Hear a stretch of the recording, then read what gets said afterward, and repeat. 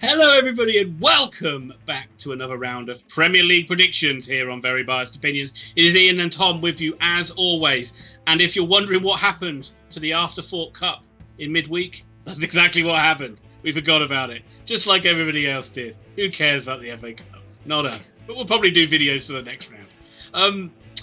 Before we jump into this, let's just catch up on a little bit of our head-to-head predictions race. And it is not going well for me. Thomas, you've won the last two rounds. Although if you go back, I think you'll be quite impressed that I did get that 9-0 Man United score right, which is a shot in the arm for me. But you've got two correct scores in this round. And you beat me quite comfortably.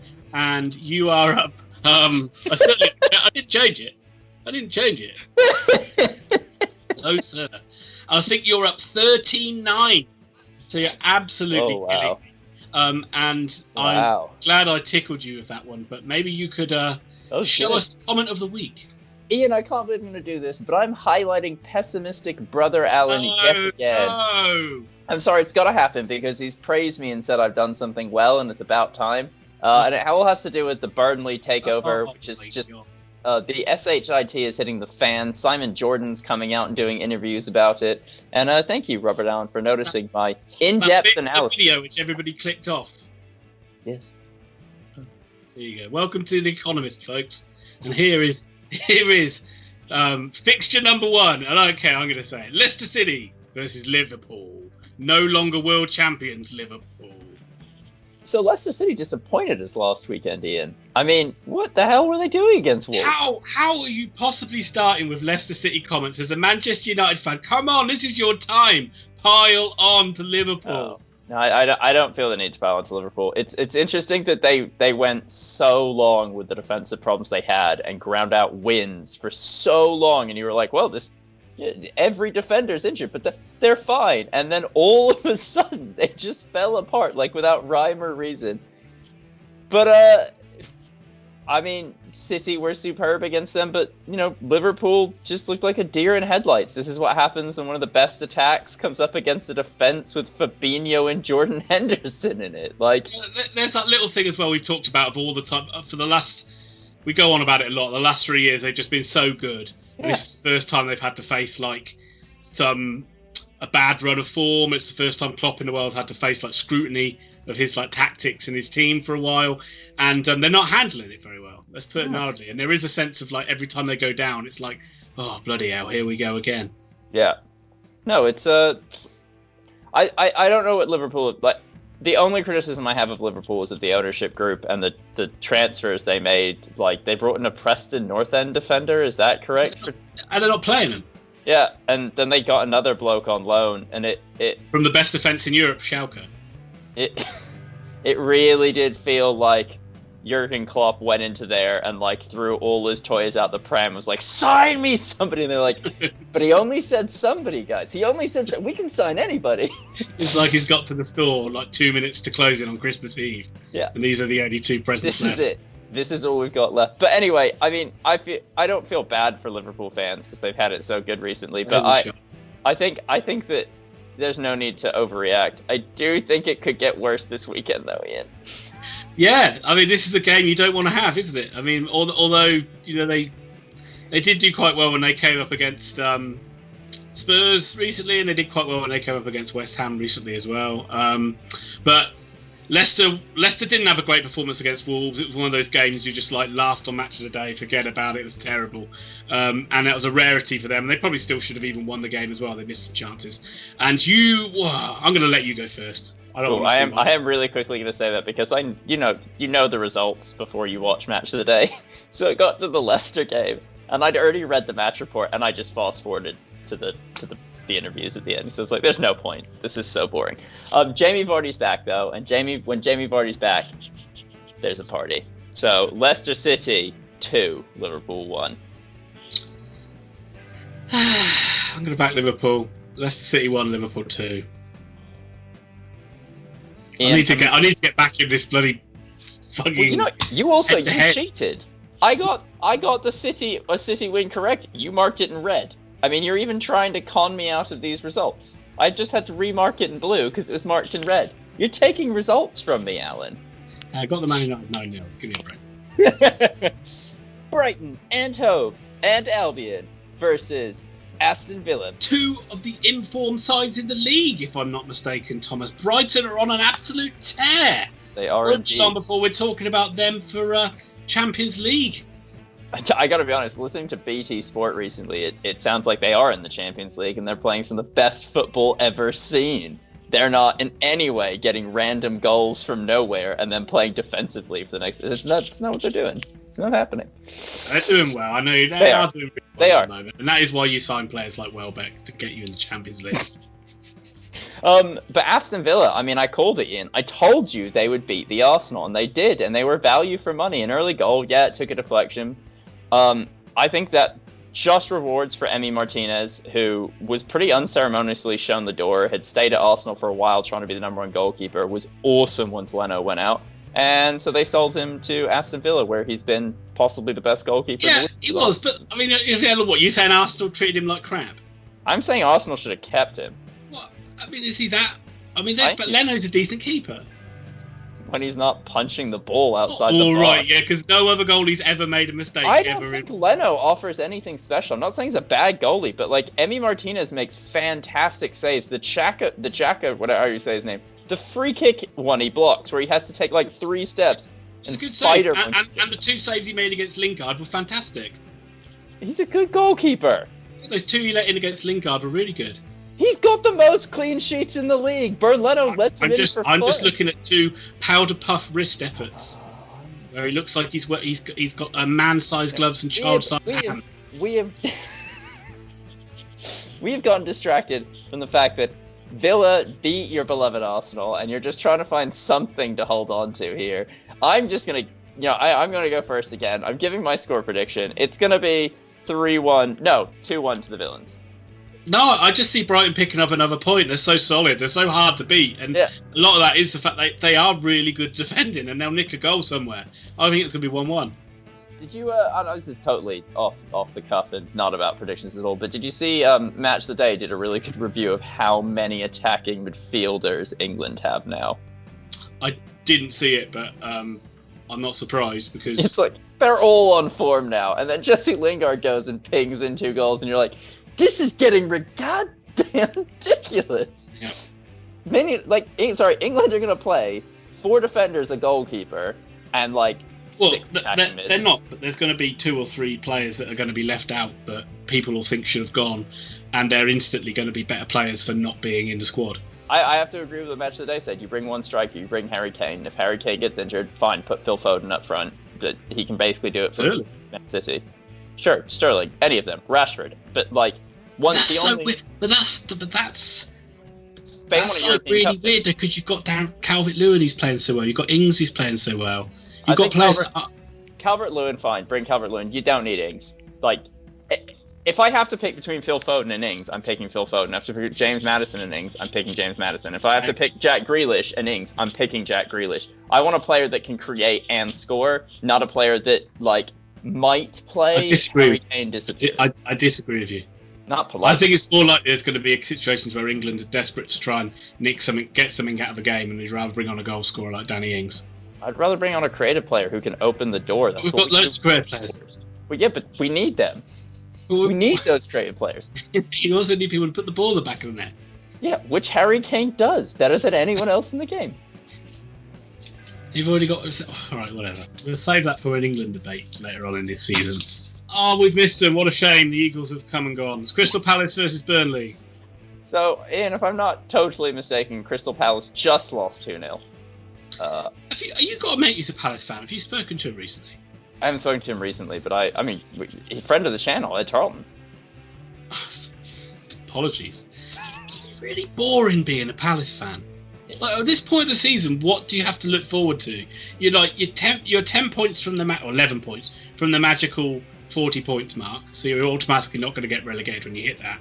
You're not going to finish any higher than 11th. Yeah. What's the point of even every year is the same? These games are just like a formality. Yeah, they're 14 points above relegation. Yeah. Equally, they're only technically 11 points. Yeah, they're the definition of mid-table. They offer nothing. And Sorry, Palace. This one's probably going to be a draw, isn't it? I mean, unless you're going to bore us with more stats and statistics about Burnley's finances. Both sides are just solid, hard to beat, and I could see this one petering out to another 1-1 draw. So that's what I'm going to put 1-1. I'll go 1-0 to Burnley. I will say that Palace, at least this year, have 2 attacking players that are fun to watch, as opposed to last year, and they only had 1. And Burnley have got a lot of injuries again, which is not helping. No. Everton versus Fulham. I think you forgot to say the comeback kings of Merseyside, Everton, Thomas. Everton, honestly, they were 2-0 down against Man United at the weekend, and they stormed back, and everyone thought, you know, even though their goalie must have had a bet on Man United to win. I mean, I can't think who's the worst keeper at Everton. They've got 2 terrible keepers. I think Jordan Pickford's a good goalkeeper, but that's neither here nor there. We'll talk about that with Man United. Yeah, well done, Everton. They came back. They should be very proud of their efforts. Fulham managed to draw though this week. A big draw for them. They did, but Everton defied your logic of being a first half team. I know. I think I texted you that actually. It's burnt alive. I think Ancelotti actually heard me reference that and was like, "To hell with this. We're going in 2-0 down." They were terrible in the first half. I mean, they couldn't have got much worse. But I mean, Fulham, another point for them. It's like they just don't win. They don't win. They're pretty good. I enjoy watching them. As far as I'm concerned, they're already down. No, they are. They are. But, you know, they're making a go of it at least. Like, West Brom don't offer anything. Sheffield United, even when they win the way they won last season, where they're, like, ugly, dirty. And I'm fine with that. Like, it's a good way to play, but it's not fun to watch. At least Fulham are like, we're going to haphazardly attack like madmen sometimes. And the rest of the time, we're just going to defend like children. It's great to watch. It's fun. You wouldn't want to watch it. You wouldn't want to watch a whole season of Sheffield United games. They're good in small doses. They're okay. Yeah, they're good when they beat Man United. That's about it. Anyway, we've talked about this game a lot now, which is we really have. Just done a really good justice. Everton 2, Fulham 1. Who wins out of the catwalk showdown between Ancelotti and Scott Parker? You know, it's got to be Scott Parker. The man he's a man about town. He knows what he's doing. Don Ancelotti all day long. I think it'll be 3-1 Everton. Good to see Calvert-Lewin back in the goals as well. I'm just saying, if when it's found out that Ancelotti does in fact run the Mafia, we're going to find out that Scott Parker is his consigliere. I don't know what that means. Southampton versus Wolverhampton Wanderers. Oh, good. Pasta dish. Sorry? Consigliere. Yes. It's orchette pasta with tuna. I don't fucking know. I'm not funny. Wolves were really boring this week. A bit like the joke I just tried to make that wasn't funny. I don't want to talk anymore. This is the worst Premier League predictions we've ever done. This Thomas, is so off the rails. Thomas, look at Southampton's form. Losses. It's another dreadful run for Rouse Hasenhüttl, like what we saw last season. They had another 9-0 defeat, like we saw last season. I mean, and they backed that up by losing to Newcastle. That's so much worse. So much worse. Did you watch? Oh no, of course you didn't. That was the game I was watching while you watched Oxford.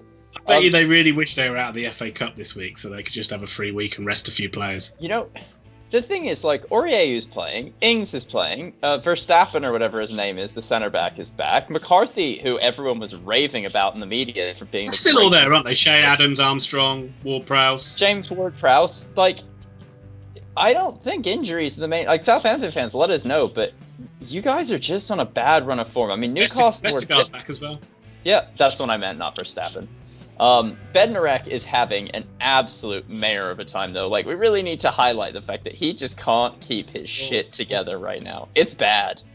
It's real bad. Poor Bednarek, he must not be enjoying his football. And Wolves are the exact team I'm not talking about Wolves anymore because it's the same week in, week out. It is. I mean, say they've they're not doing as well as in recent years, but they got more solid. They are a solid side. They're just not scoring goals. Podence is injured, though, and we know I love Podence. Shame. I know. Predictions, Ian. I'm going to... I can't go for... How do I go for some? I'm racking up the draws. I'm racking up the draws here, aren't I? 1-1 again. No, not a chance. It's going to be 1-0 to Wolves, and it's going to be an ugly match. Did you see the Felipe, whatever it is, miss from like 5 yards out where he doesn't even hit the target? But I just can't think that... I can't think that Ings and all that are going to go that many more games for being that poor in front of goal. No, you do feel like he's due like a hat trick in Southampton to like blow a team out on accident. West Ham United versus Sheffield United. I think that was terrible, that elbow Soucek hit Mitch with, didn't you? Banned for life.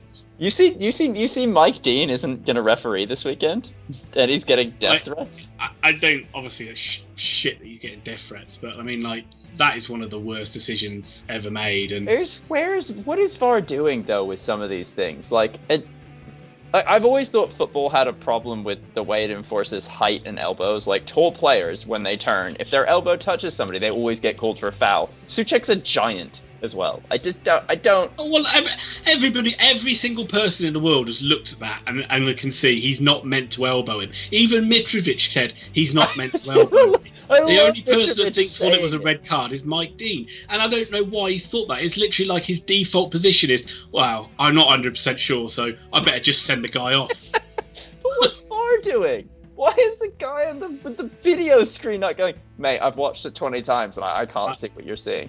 I don't know, but like things do need to change with how the system's there, and it's just got to change with the way the referees use it, because at the moment it's fucking a joke. And week on week, there's just like new things that we didn't think was an issue, but now it's become an issue. I mean, honestly, how many rules have we found out about since VAR came in? Like, let's not even get started on concussion protocol.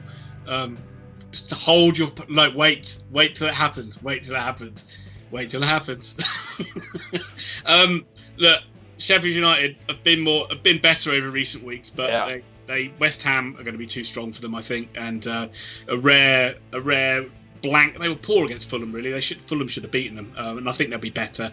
I'm going for a 2-1 West Ham win. I'm going to go for a 1-0 Hammers victory. I will say Sheffield United did themselves proud against Chelsea. They weren't awful. They went for it. They had their chances. Chelsea are kind of grinding out results right now, though. That's been by and large, if you looked at every Sheffield United result this season, that's pretty much what it's been. They've done themselves. I wouldn't say there's many games where they haven't done themselves proud. Yeah. So it's cool. Billy Sharp almost scored a freaking bicycle kick right at the end of the game. Nuts. All ifs, buts, and maybes. Possible tie of the round. Manchester City, current league leaders, hosts Jose Mourinho's Tottenham Hotspur. I think Spurs will win this game. It would be the most Spursy Mourinho thing to have this like indifferent run of form, beat West Brom, and then just be like, well, we're going to handle Man City. It'll be easy. That's been what it, like Mourinho, the last few times these teams have played, Mourinho's kind of, I don't know, that seems to play into their hands quite nicely when they play Man City. Yeah. Like his tactic seems to work. They can hit Man City on the break. The only worry is Tottenham's defending has been pretty garbage as well. So whether they can keep City out, but it will be. City have been fantastic over the last God knows how many weeks. Yeah, I mean the one thing is Spurs' defense holds steady. I've been impressed by Lloris this season. He seems like he's back to his best. Like seems like a quality goalkeeper again. But I haven't been impressed by Diaz. I haven't been impressed by Aurier. I haven't been impressed by Alderweireld's been fine. Yeah, he's been absolutely he's a fine. Good player. And Højbjerg sitting in front of them's done well. But this team looks so different when Harry Kane plays football. Like when Harry Kane's playing, you think they're going to win every game. Also because when he shoots, he tends to score or at least hit the target. But that's the thing. Is like he seems to be the only player that really brings Son into the game. Yeah, well, he is under Mourinho. Like Pochettino used to be able to handle it without Kane, but Mourinho, they seem completely lost without him. I'm not making excuses for Mourinho. I will just say that when I've watched them up until Kane came back, Vinicius can't hold the ball up, and he can't seem to bring anyone in. He's like a big guy, but he seems to play with his back like facing the goal, which means he never brings anyone else into the game, and he clearly has no range of passing. There's no backup for Harry Kane. If Harry Kane doesn't play, Spurs are. I think they must have been thinking that Bale would do more of a job, and he's been. Whatever Gareth Bale's turned up at Tottenham, it's not the Gareth Bale they thought. I don't know whether he's got like a doppelganger.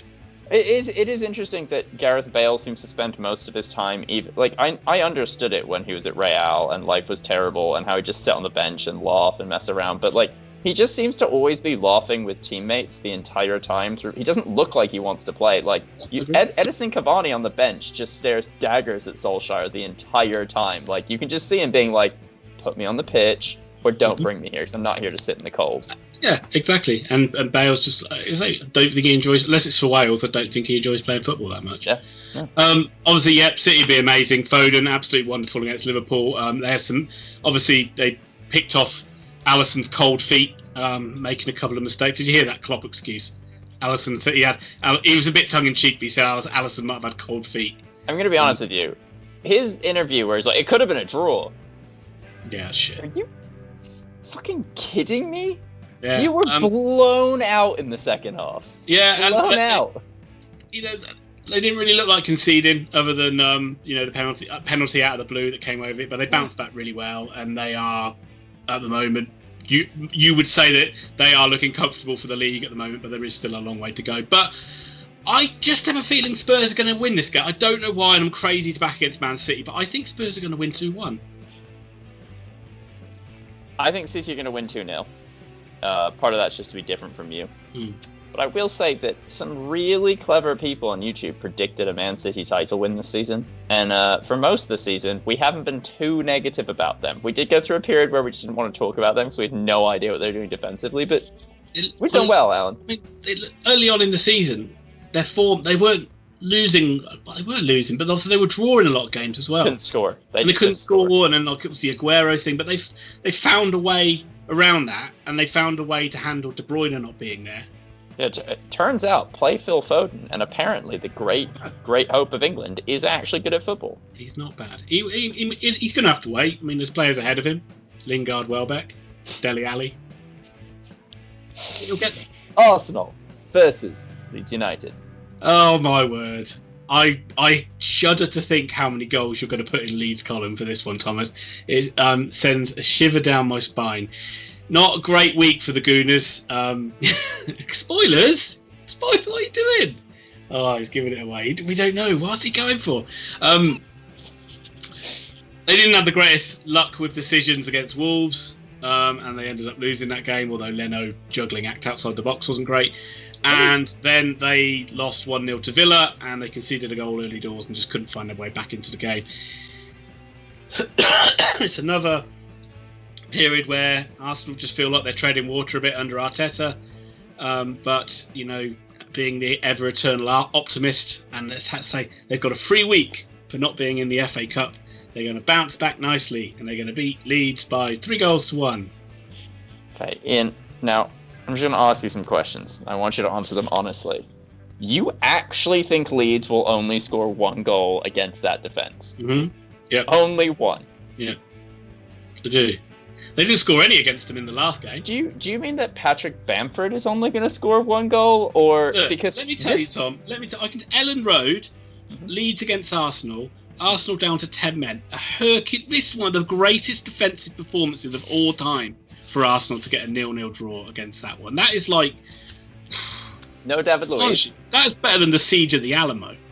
No David Luiz. No Leno. 4-1 to Leeds.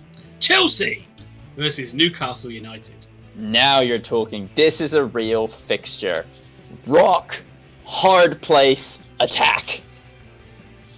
Newcastle could relax a little bit now, can't they? They've got a couple of wins out of the last 3 games.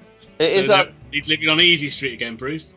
It is hilarious how only the bottom 3 sides seem completely unable to put on points. Like Burnley, Newcastle, Brighton. They've all gone through periods now where they've won like 2 or 3 games and drawn 1, and it just such a huge gap. They've got 10 points now over Fulham. Like that's been the biggest thing we talked about. Fulham, West Brom, Sheffield United. They don't win enough games, and the sides above them, like your Burnley, Newcastle, Brighton, they just picked up enough points, enough wins, and the gap looks huge to those. I mean, that's a massive Newcastle's 10-point gap between them and Fulham.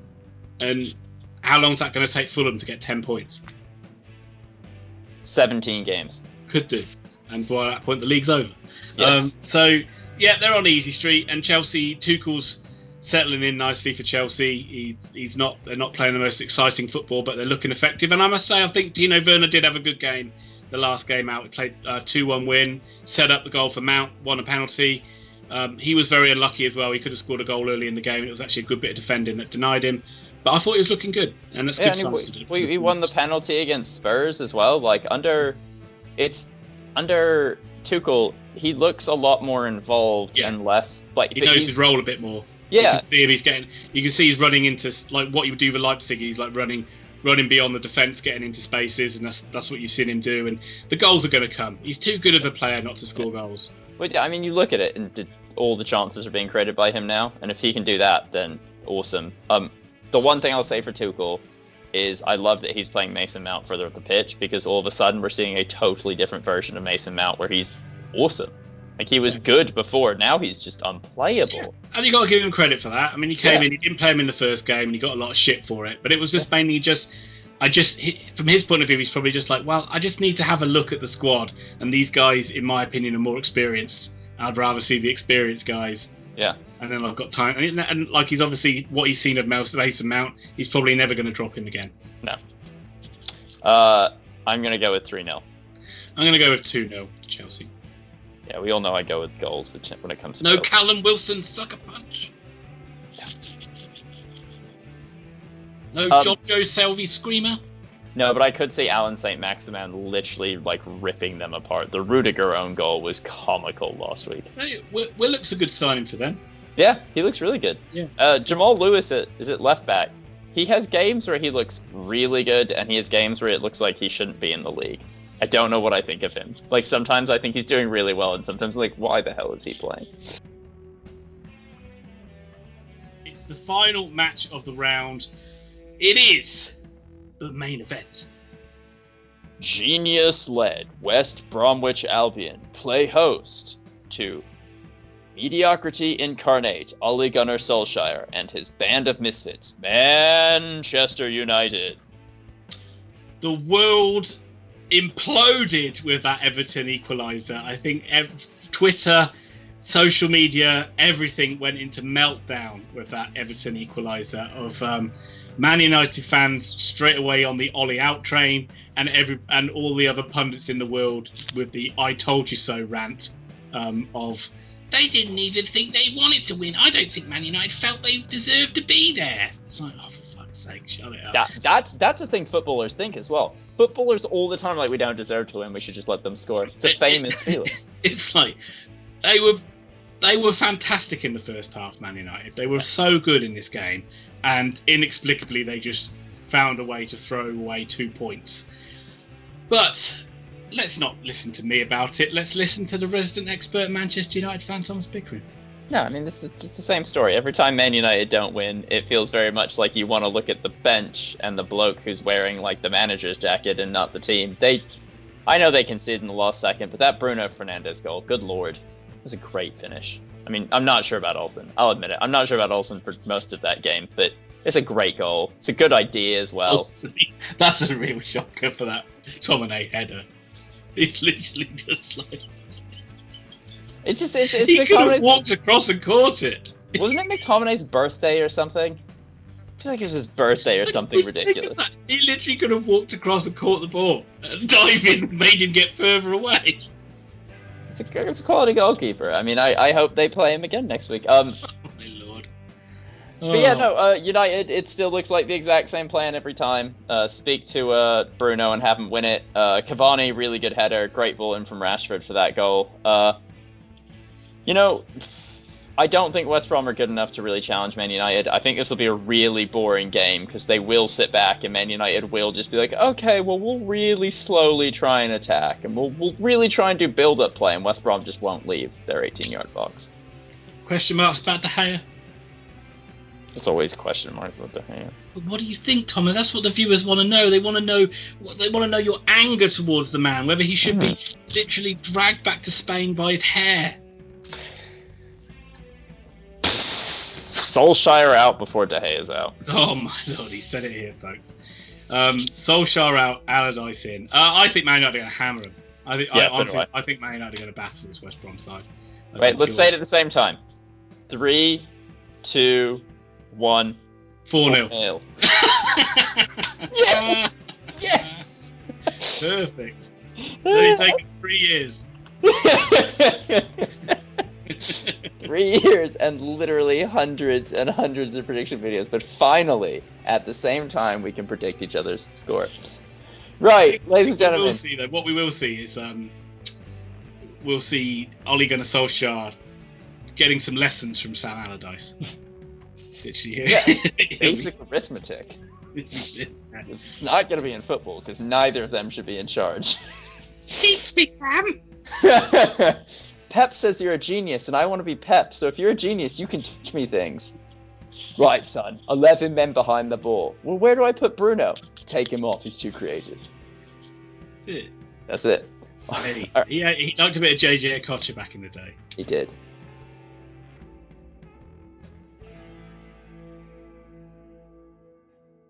Thank you all for liking. Thank you for watching. Thank you for subscribing. Please comment below with your predictions. Please, if you have any interest in League One football, send us a video to verybiasedopinions@gmail.com of your prediction of the Oxford United versus Wigan Athletic match this weekend.